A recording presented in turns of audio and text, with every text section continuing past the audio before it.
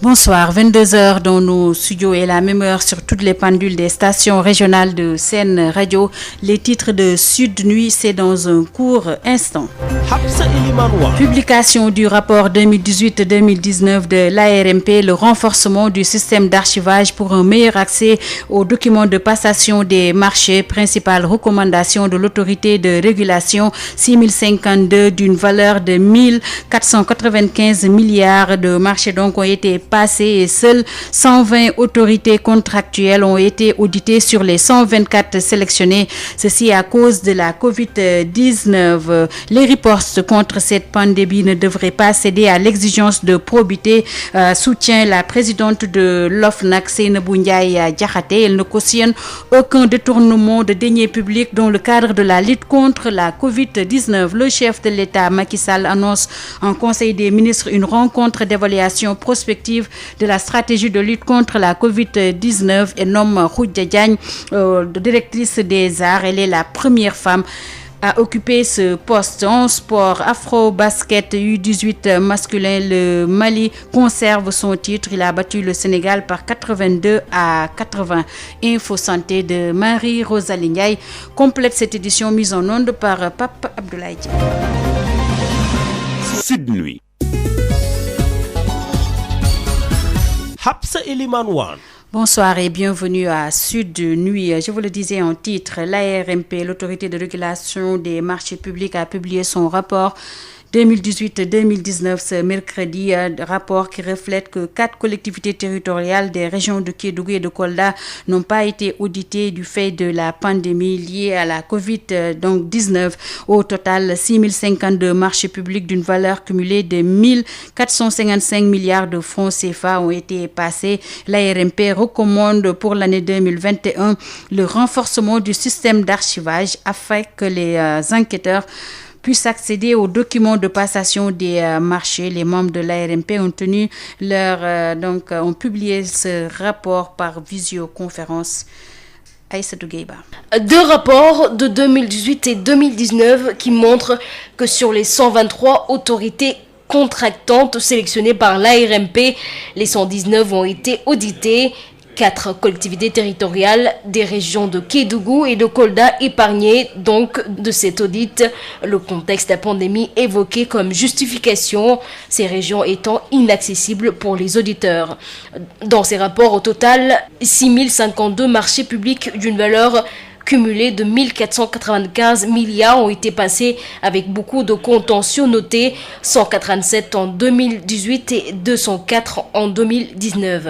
Des résultats qui révèlent une bonne progression dans le suivi et la prise en charge des recommandations des audits précédents, des performances qui ont contribué à l'amélioration significative dans la maîtrise des procédures de passation et les meilleures pratiques des marchés publics et délégations de services publics.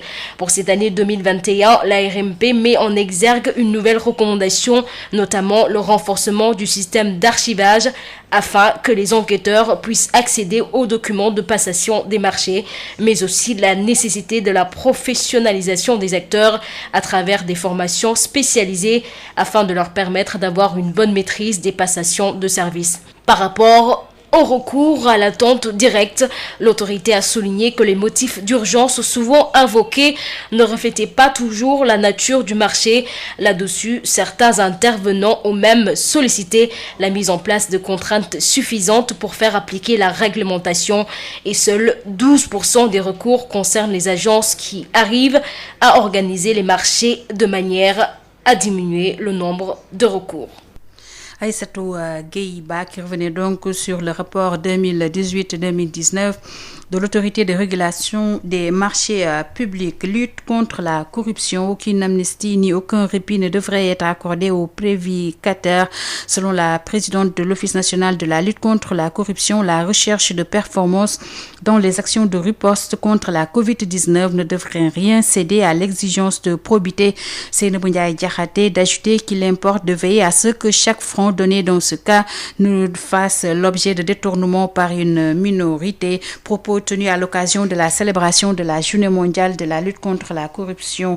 C'était à Mbour. Seynabou Ndiaye Diakhaté et avec Moustapha Sall. Nous sommes persuadés que la recherche de performance dans les actions de riposte contre la Covid s'accommode parfaitement de procédures saines de passation des marchés publics et qu'elle ne devrait rien céder à l'exigence de probité à laquelle sont astreints les acteurs publics et privés. C'est là tout le sens qu'il convient donc de donner au thème de la présente journée internationale qui a été retenu par les Nations Unies, à savoir rétablir dans l'intégrité. En d'autres termes, il est question ici et maintenant de guérir la planète sans nous compromettre. Dans un tel contexte, il importe de veiller à ce que chaque franc donné dans ce cadre soit dépensé à bon escient et ne soit pas l'objet d'un détournement par une honteuse minorité de délinquants. Qu'aujourd'hui, plus qu'hier, nous avons la lourde responsabilité, à quelque position que nous nous privions, de veiller à la gestion vertueuse des deniers. Aucune amnistie ni aucun répit ne devrait être accordé aux prévaricateurs, fussent-ils des héros de la lutte contre la Covid. Les règles sont intemporelles et doivent être appliquées invariablement aux citoyens et sans état d'âme. C'est à cette condition et à cette condition seulement que nous arriverons à prendre le dessus sur la fraude, la corruption et les pratiques similaires. C'est sûrement pour ces raisons que le secrétaire général des Nations Unies, parlant de la corruption, disait, je le cite, qu'elle est un acte criminel et immoral qui trahit la confiance. Elle cause encore plus de préjudice en temps de crise alors que le monde vit actuellement avec la pandémie de Covid-19. Fin de citation. Cette journée est célébrée quasiment dans tous les pays du monde.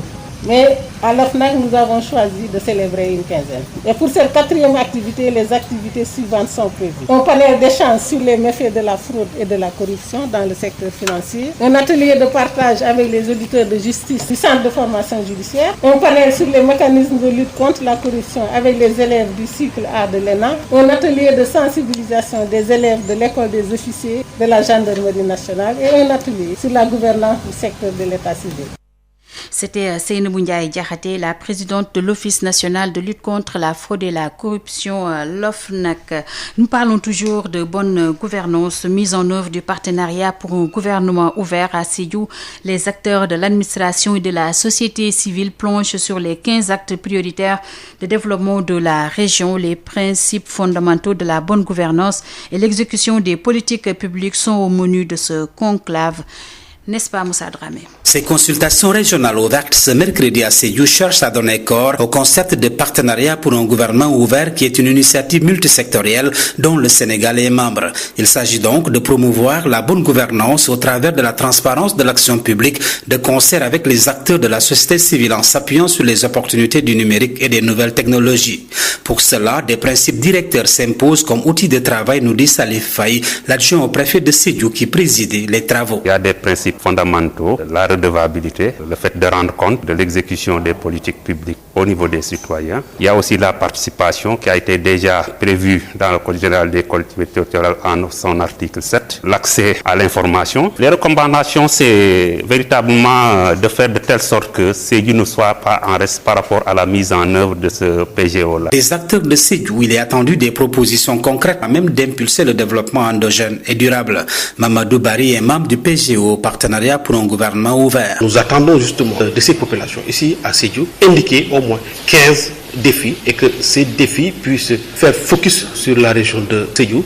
C'est des défis qui vont refléter exactement les préoccupations justement de la région de Sédhiou. Ces propositions attendues seront au nombre de 15 au moins et seront remontées au niveau central. Enfin, 2 délégués paritaires seront désignés, dont un de la société civile et un de l'administration pour représenter la région de Sédhiou au niveau national. Moussa Dramé, Sédhiou. Sud FM. Sud FM, l'info, c'est ici.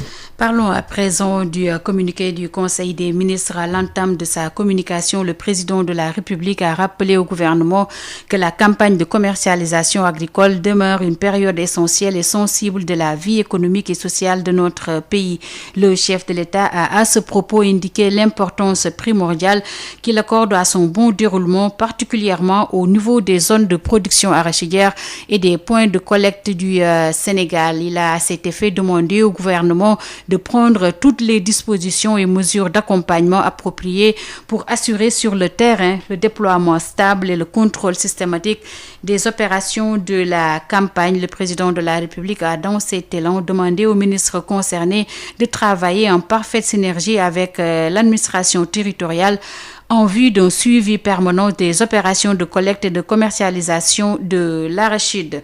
Le chef de l'État, toujours en Conseil des ministres, a en outre insisté sur l'impératif de préserver l'outil industriel national, en particulier la Sonacos SA et les autres huiliers qui contribuent fortement à la croissance et à la création d'emplois permanents et saisonniers sur le territoire national. Le chef de l'État a également parlé de la situation de la pandémie de la Covid-19. Il a rappelé au gouvernement l'impératif d'accroître la vigilance et d'améliorer l'efficacité des dispositifs de sécurité publique et sanitaire afin d'assurer le respect par les populations des mesures barrières et du port obligatoire du masque dans les lieux et transports publics. Le chef de l'État, le président Macky Sall, a enfin informé le Conseil qu'il présidera très prochainement une rencontre d'évaluation prospective de la stratégie de lutte contre la Covid-19. Madame Khoudia Diagne est nommée directeur des arts au ministère de la Culture et de la Communication en remplacement de Abdoulaye Koundoul, nommé directeur général de la Compagnie du Théâtre National Daniel Sorano. Monsieur Germain Coly est nommé directeur de la cinématographie au ministère de la Culture et de la Communication, et monsieur Abdoulaye Racine Senghor, précédemment administrateur général du Monument de la Renaissance africaine, est nommé président du conseil d'administration du Musée des civilisations noires. Je vous le disais tout de suite, le chef de l'État a informé qu'il va présider très prochainement une rencontre d'évaluation prospective de la stratégie de lutte contre la Covid-19. Justement, la recrudescence de la Covid-19 au Sénégal, on en parle avec la reprise des cours qui est effective sur toute l'étendue du territoire. Précision du directeur de la formation et de la communication au ministère de l'Éducation nationale, Mohamedou Moustapha Diagne, écarte toute idée de propagation favorisée en milieu scolaire et invite tous les acteurs au respect des mesures barrières.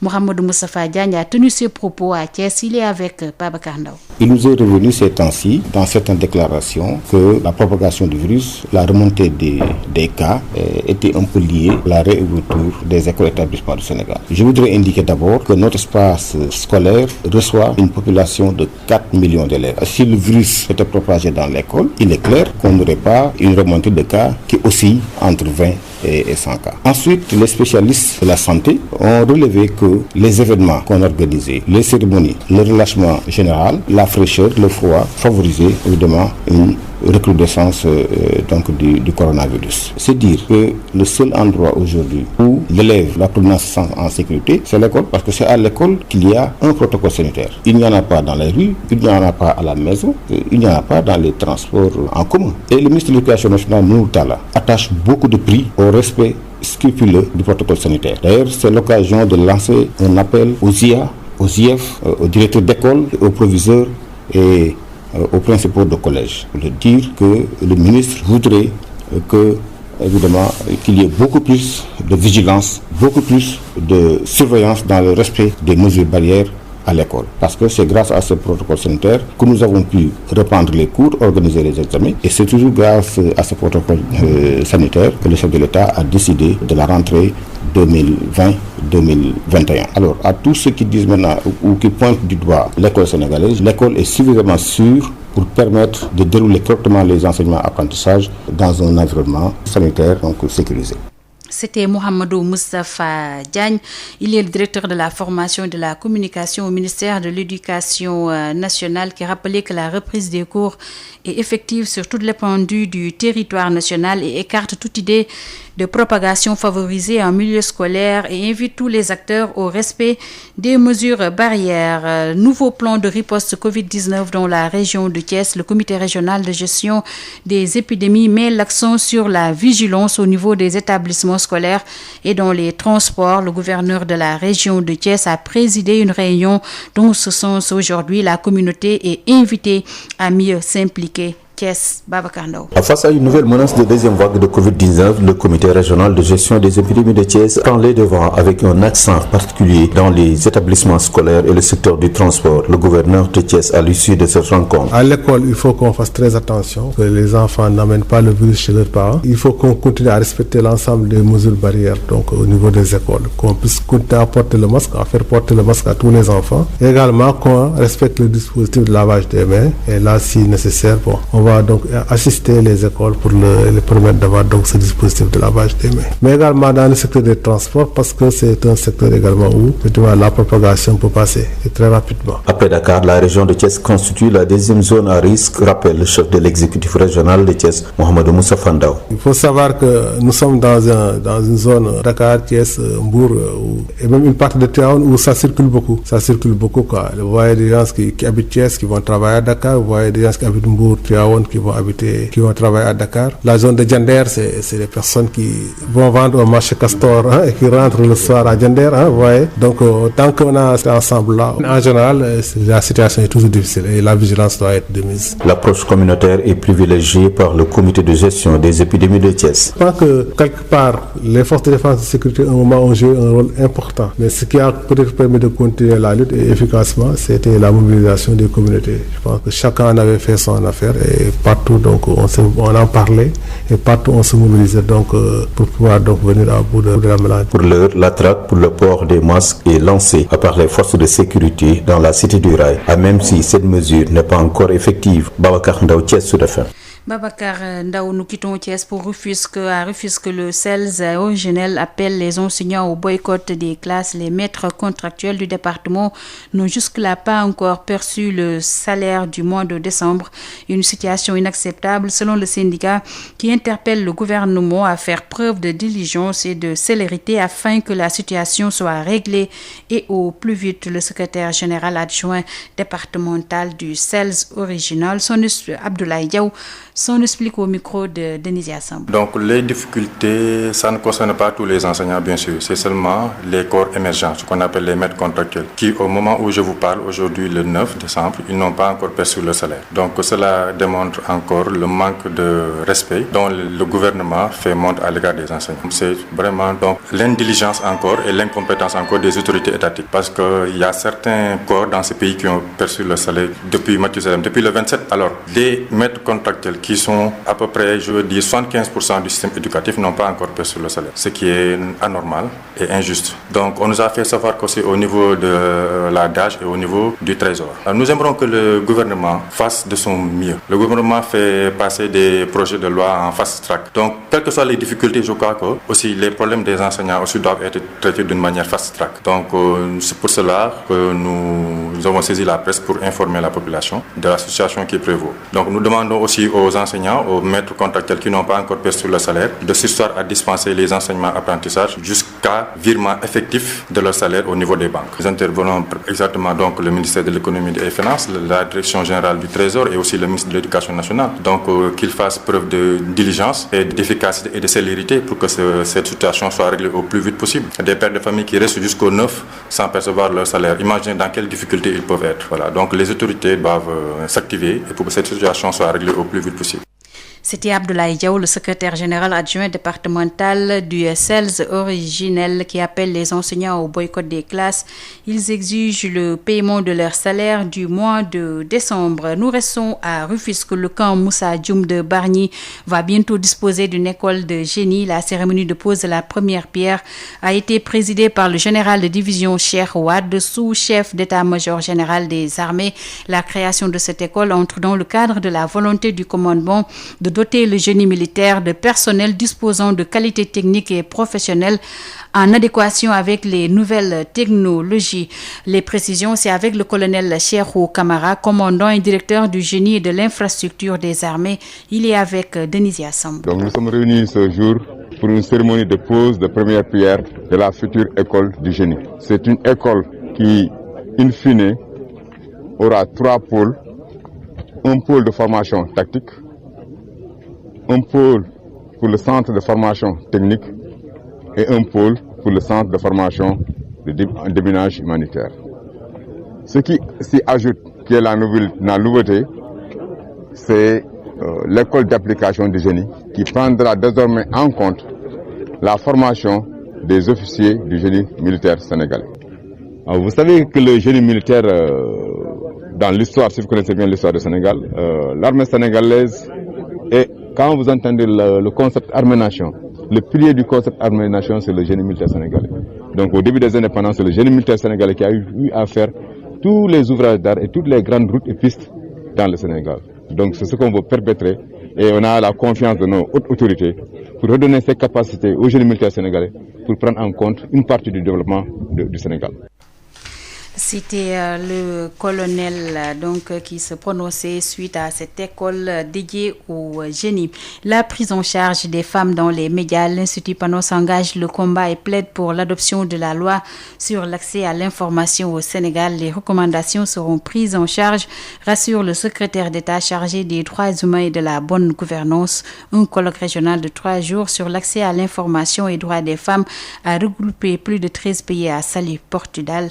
Moussa Fassal. La prise en charge des femmes dans les médias, l'Institut Panos fait le plaidoyer et engage le combat pour l'adoption de la loi sur l'accès à l'information au Sénégal. Dieyna Senghor est la directrice de l'Institut Panos Afrique de l'Ouest. Il faut que les femmes accèdent à l'information, mais il faut surtout que l'information à laquelle tout le monde accède soit une information qui prend en compte les femmes. Si on veut qu'elles soient incluses et pour qu'elles parlent de manière efficace, il faut que ce soit elles qui parlent et il faut qu'elles parlent des situations qu'elles connaissent. Donc les deux choses, avoir une information sur les femmes permettre l'accès à l'information des femmes. C'est un objectif, l'accès à l'information qui est poursuivi par le gouvernement du Sénégal et donc nous avons bon espoir que les processus actuels pour l'adoption d'une loi sur l'accès à l'information prendront très sérieusement en compte la dimension genre. Les recommandations formulées seront prises en charge, rassure le secrétaire d'État chargé des droits humains et de la bonne gouvernance, Mamadou Saliou Sow. Nous avons entendu les recommandations, les suggestions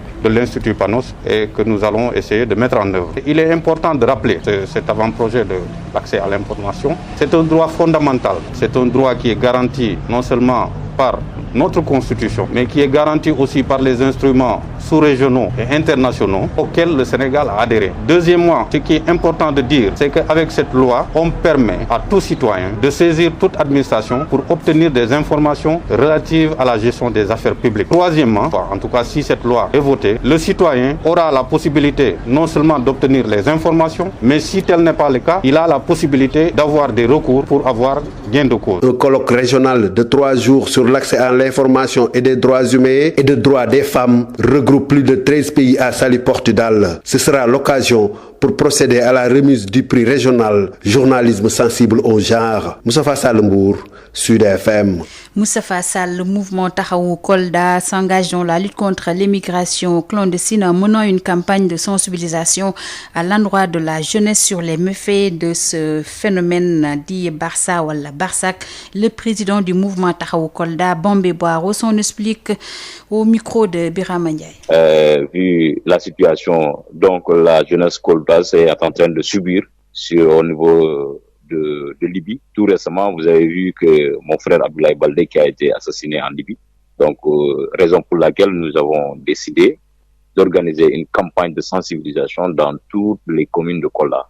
Nous collaborons avec tous les maires des communes ensemble, sensibiliser la jeunesse pour l'immigration clandestine. Je pense que ça peut nous sauver et ça peut nous rapporter beaucoup de choses pour l'affaire de l'immigration clandestine au niveau de Kolda, pour que la jeunesse comprenne que il doit arrêter ça, il doit tirer un exemple sur le président de la République, Macky Sall, donc avec plusieurs d'autres comme M. Pierre Goudiaby. Donc je pense qu'il était normal, nous, à notre secteur, au niveau de Kolda, en tant que président du mouvement Taxawu Kolda, de sensibiliser la jeunesse, d'organiser une campagne de sensibilisation avec toutes les maires des communes. Chaque commune, on va rassembler la jeunesse, les parents, les mamans, parler avec eux, conseiller la jeunesse sur l'immigration clandestine. Je pense que ça pourrait nous aider beaucoup de choses. Parce que je vois que la jeunesse de Kolda, je pense qu'ils ont besoin de conseils. Ils ont besoin des gens qui les parlent sur l'immigration clandestine. Donc, avec les mamans aussi, les parents aussi font partir. Parce que d'ailleurs, il y a d'autres, c'est leur maman qui leur donne de l'argent, d'autres, c'est leur papa. Donc, raison pour laquelle nous avons décidé de parler avec la jeunesse, avec les mamans et leurs parents, ensemble, pour que nous évitons cette affaire de l'immigration clandestine à l'étranger. On peut rester ici, travailler ici, gagner ici. Je pense que c'est possible. Sud FM vous transporte partout au Sénégal et dans le monde. Sud International. L'ex-président et principal opposant ivoirien Henri Konan Bédié a mis aujourd'hui fin au régime de transition proclamé par l'opposition contestant la réélection du président Alassane Ouattara.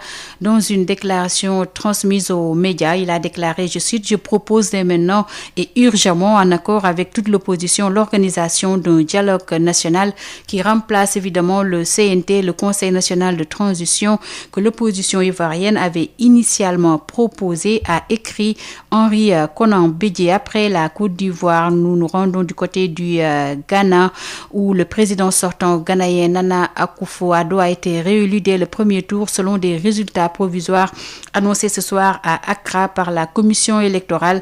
Le chef de l'État s'est imposé face à son rival John Dramani Mahama avec 51,59% des voix contre 47,63%. Et enfin, le fils du président élu américain Joe Biden, Hunter, a annoncé aujourd'hui être visé par une enquête fédérale dans l'État de Delaware sur sa situation fiscale.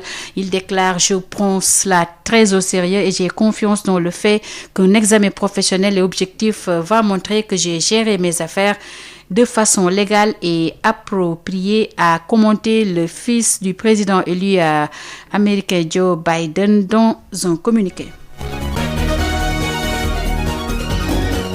Et nous parlons de sport et nous démarrons par l'afro-basket du 18 des masculins. Le Mali conserve son titre. Il a battu le Sénégal sur le score de 80-82. Auparavant, côté dames, c'est l'Égypte donc qui a sorti le Mali.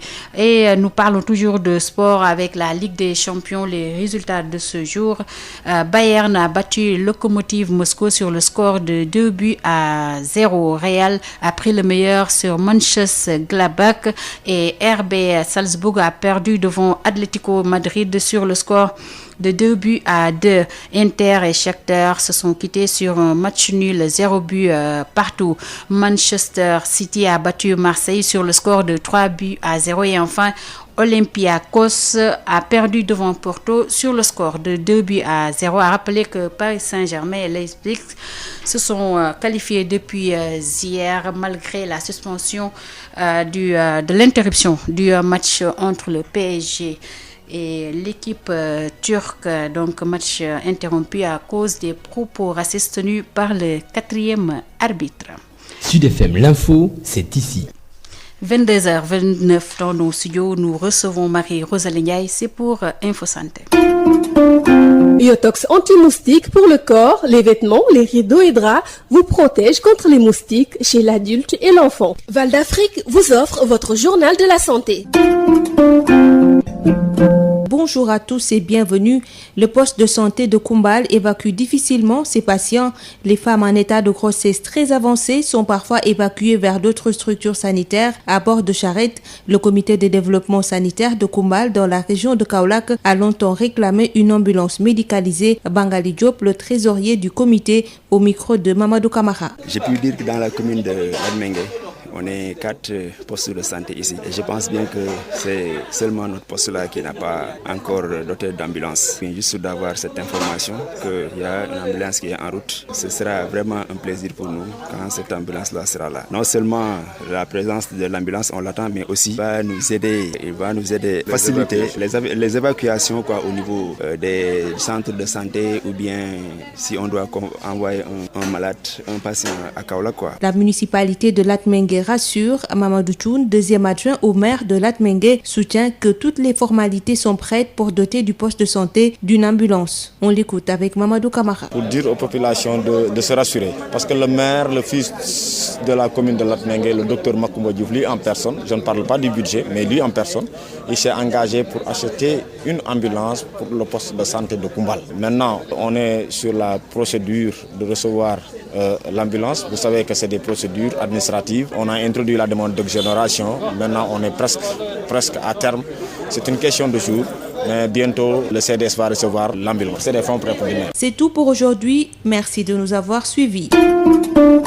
Biotox anti-moustique pour le corps, les vêtements, les rideaux et draps vous protège contre les moustiques chez l'adulte et l'enfant. Val d'Afrique vous a offert votre journal de la santé.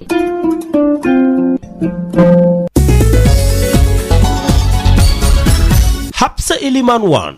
Et 22h31 dans nos studios, c'est la fin de Sud Nuit. Avant de nous quitter, le rappel des titres. Publication du rapport 2018-2019 de l'ARMP, le renforcement du système d'archivage pour un meilleur accès aux documents de passation des marchés, principales recommandations de l'autorité de régulation. 6052 marchés d'une valeur de 1095 milliards de francs CFA ont été passés et seules 120 autorités contractuelles ont été auditées sur les 124 sélectionnés. Ceci à cause de la Covid-19. Vous avez eu donc le compte-rendu de Aïssatou Gueiba. Les ripostes contre cette pandémie donc Covid-19 ne devraient pas céder à l'exigence de probité, soutient la présidente de l'OFNAC, Seynabou Ndiaye Diakhaté. Elle ne cautionne aucun détournement dans le cadre de la lutte contre la Covid-19. Le chef de l'État annonce en Conseil des ministres une rencontre d'évaluation